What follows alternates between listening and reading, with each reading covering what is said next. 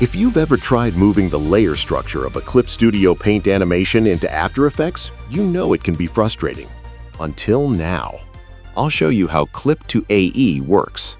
This script lets you import animations from ClipToAE Paint directly into After Effects, keeping the original structure, layers, names, timing, and even opacity. Normally, you'd export each animation folder as image sequences, huge files eating up disk space. Then manually import each one into After Effects, place them on the timeline, and align the timecode. It's tedious, time-consuming, and error-prone. ClipToAE simplifies all of that. You only need two files, a PSD and an Exposure Sheet CSV. The PSD contains all your layers. The CSV contains the timeline information. Together, they allow After Effects to rebuild the animation automatically. Let's start in ClipToAE Paint. First, export the Exposure Sheet. Go to File, Export Animation, Exposure Sheet. Next, save the project as a PSD. Go to File, Save Duplicate. Now, let's move to After Effects. Run the script. First, select the CSV file. Then, enter the frame rate of your animation. Finally, select the PSD file. After that, just wait.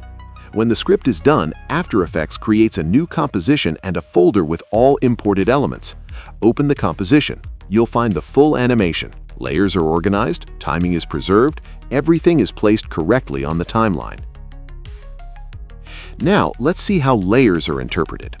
Any layer that's turned off in ClipToAE Paint will also be turned off in After Effects. Important: disabled layers do not share timeline information. All drawings inside those layers will appear flattened in time. If you want a layer to respect animation timing, it must be visible before exporting. A regular animation folder in ClipToAE is interpreted as a sequence of PSD layers. But remember, in ClipToAE, a layer can also be a folder. That structure is preserved. When imported into After Effects, that folder becomes a pre-composition. Inside that pre-composition, all internal layers remain separated. They can be isolated individually. This gives you high-level compositing control. Here's an important workflow tip. As long as you keep the same animation structure, you can update your artwork anytime. For example, if you modify the line art on an existing frame and replace the PSD file, After Effects will update automatically. This works only if you do not change the timeline. If you add frames, remove frames, or move drawings in time, you must export a new exposure sheet. Some limitations to keep in mind regarding animation folders. Clipping masks are not preserved. They're not stored in the PSD format.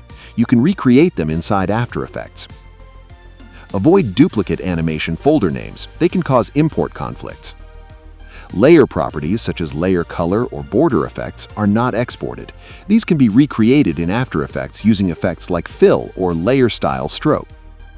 And that's ClipToAE in action. Now, let the compositing magic begin.